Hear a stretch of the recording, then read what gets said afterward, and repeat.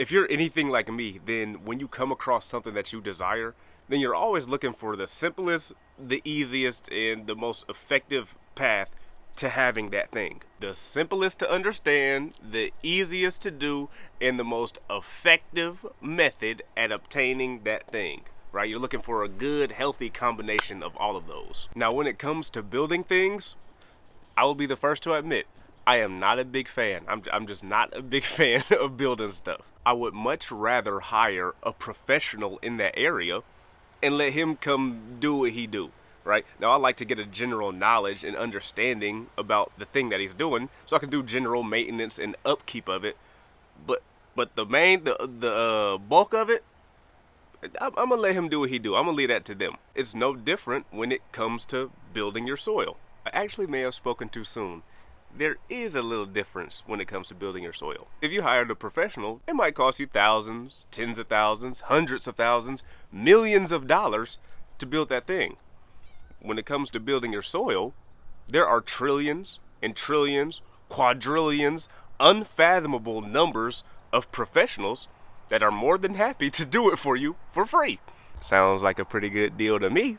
So now you don't have to worry and stress about being the one to build the soil. They're doing it. All you have to do is supply them the tools, do the general maintenance and upkeep so they can keep doing their job. You might be like, now Gerald, really? Quadrillions of... Well, actually, I've never really formally introduced myself. Hi, I'm Gerald McGee. Nice to meet you. Welcome to Beyond Organic Gardening. But yeah, you might be like, really? That amount? Yes, really, that amount. You see, just a single teaspoon of healthy soil contains a microbial population that's over 2 times larger than the human population. I don't think you heard me. 1 teaspoon. Now, the challenge that you might be facing is actually figuring out how to recruit all of these professionals. Well, you can find them literally right in your backyard. Every climate and microclimate has its own unique populations of soil microbial life. The soil microbial population of this lawn right here is drastically different than the population over in my woods over here. So again, your home is quite literally the best place to find the workers that you need. Now, when it comes to getting our soil built, we want our soil built as fast as possible, right? And the more people you have working on something, the quicker that something can be built. So we have to figure out how to take our existing unique population and increase that population exponentially. Now, that recruiting the professionals and increasing the population exponentially may seem like a challenge, but it's not as hard as you may think it is. To figure out how we can bring about these desired results, I want you to put yourself in their shoes for a second. Imagine if your job not only gave you your paycheck every month, but they also paid for your mortgage, they paid for your light bill, they paid for your gas, they paid for your groceries, they paid for your vacation, they paid for your childcare, they pay for every single necessity. Are you going to leave that job? Are you going to get up and go risk taking another job when all of that is being provided for you? Nope. You staying right where you are. Oh, and did I mention they're paying for childcare and daycare? Well, if that's the case, I don't really care how many babies I pop out. Well, they're going to be taken care of. So now you and everyone else who works with you is laid back, kicking, chilling, stress-free, doing what they got to do. What? Having lots of babies, because who cares? Your babies come out, they grow up, they have babies, so the population is just going to boom. And that cycle is just going to continue and continue and continue as long as that environment remains constant. The microbial population is the same way. So how can we provide that environment for them? We create that environment by using organic matter. You don't want to use just one type of organic material. You don't just want to use like just grass or something, right? If we're building a house, we don't want a 30 or 40 man team of roofers. We need other people as well. We need carpenters, we need an architect, we need plumbers, right? We need all these different people to complete the job. Different organic materials are going to bring in different types of workers. So you can get leaves, different varieties of leaves from different species of trees. grasses, wood chips, food scraps, any organic matter. You're trying to you put it together, like a plant type organic matter. You can take that organic matter and essentially do one of two things with it. That's a lot of different things you can do, but it all boils down to essentially two things. You can hot compost it or you can cold compost it. Hot composting is going to give you those populations fast, and I mean really fast. That's why the pile gets hot, right? The life in there is so happy and it's reproducing so fast that it generates heat. Think of the last time you engaged in some reproductive baby making activity. What happened? It got pretty hot, didn't it? Same thing. Cold composting takes a bit longer. You don't pile it up or anything. You just kind of lay it out and the populations will move in and reproduce slowly. Well, a lot slower than hot composting. But at the end of the day, they're both doing the same thing, right? Those microbes, those workers are taking that organic material and they're converting it into soil. There are some great channels out there that really dive deep into this stuff and how all these mechanisms and stuff work. If you want to go check those out, I'll link a couple. Farmer Jesse at No Till Growers, one of my favorite channels to watch.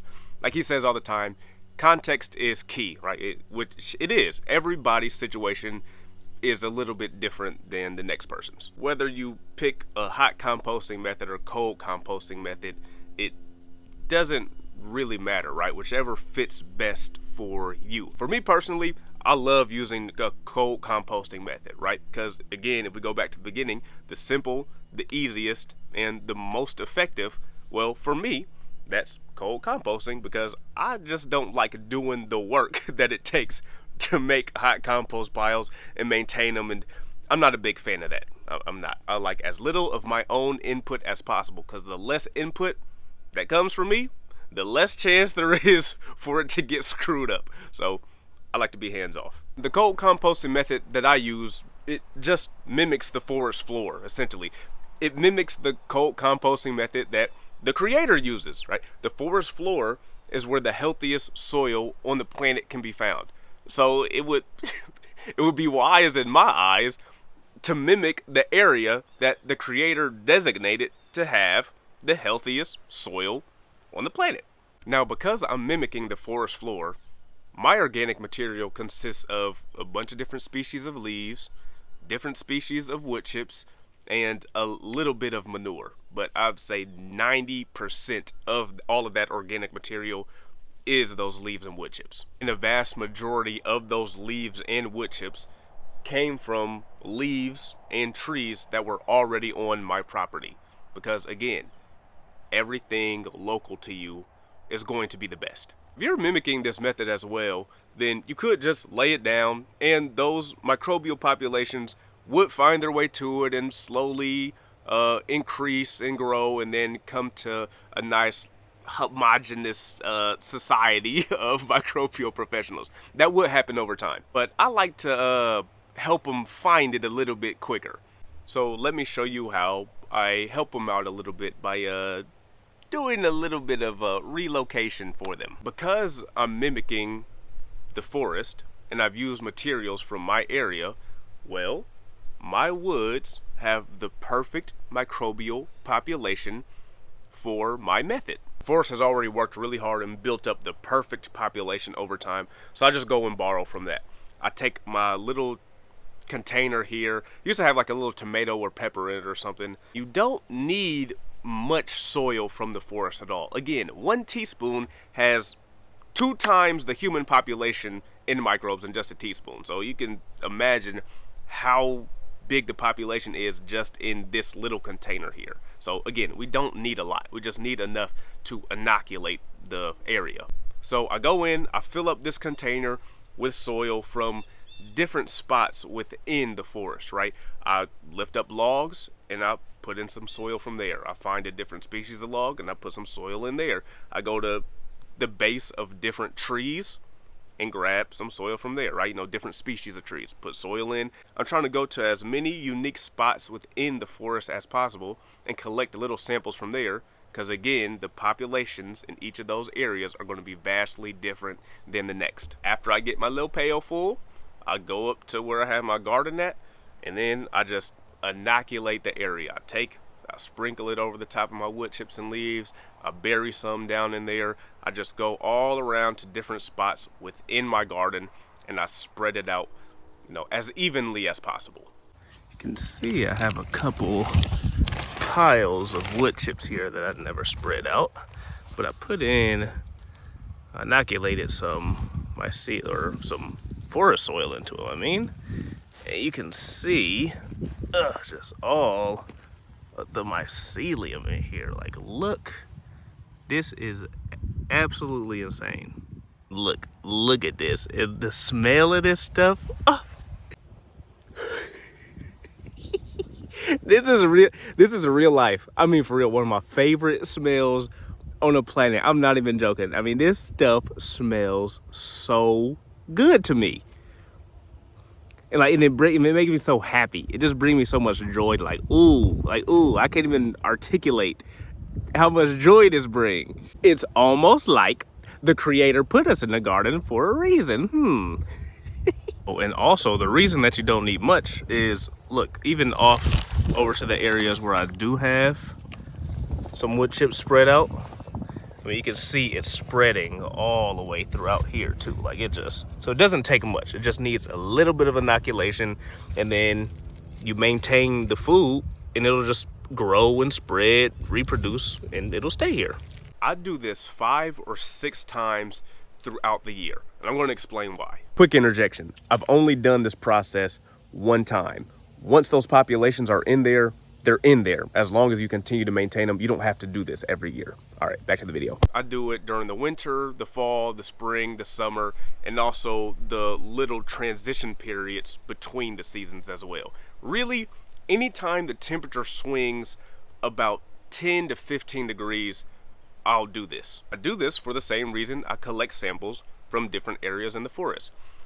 Different temperature ranges are going to be preferred by different species of microbes, of workers. So the soil life that's active at 55 degrees is going to be completely different than the population of soil life that's active at 62 degrees. When the temperature range swings from 55 to 62, all of the life that was active at 55 degrees just goes dormant. It remains in the soil, but it goes dormant. So now when 62 comes along, that population is active, and the temperature drops back to 55, well, that life is already there and present. It was just chilling, waiting to get going again, right? So there's no delay, there's no slowing down necessarily, and waiting for the populations to come back at different temperature ranges. Just as that temperature swings up and down, the populations can just adjust accordingly, and the soil can continue to be built in all different types of conditions, all different temperature ranges, all different types of weather, you name it. We want those little guys working for us all year. And one of the most important things to do to maintain soil life is actually to have some living roots in the ground at all time, to always have some perennials or annuals growing. Perennials because you don't have to continue to replant them, they're always there. But all that's a topic for a different video on a different day. I've already gone long enough, I think. To sum it all up, create the perfect environment for the soil builders, maintain the perfect environment for the soil builders, and you won't have to be the soil builder. They'll do it for you. Thank you for watching this video. Thank you for tuning in. I appreciate you. I appreciate you taking your time. I'll catch y'all in the next video. Until then, I'll see y'all later. Peace.